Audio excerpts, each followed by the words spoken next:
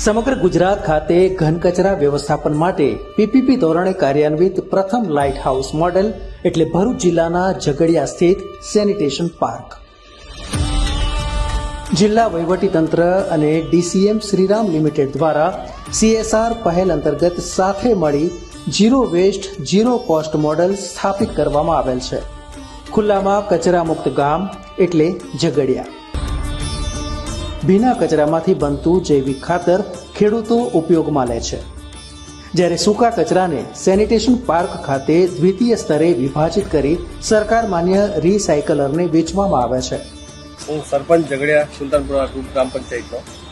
તો એ 2 વર્ષ પહેલા કચરાના ઢગલા દરેક ફળિયામાં અલગ અલગ રીતે લાગતા હતા, પણ આ પ્રોજેક્ટ આવ્યા પછી અમારા ગામનું એક ગૌરવ ઊભું થશે અને આખા દેશમાં આ ગામનું નામ રોશન થશે.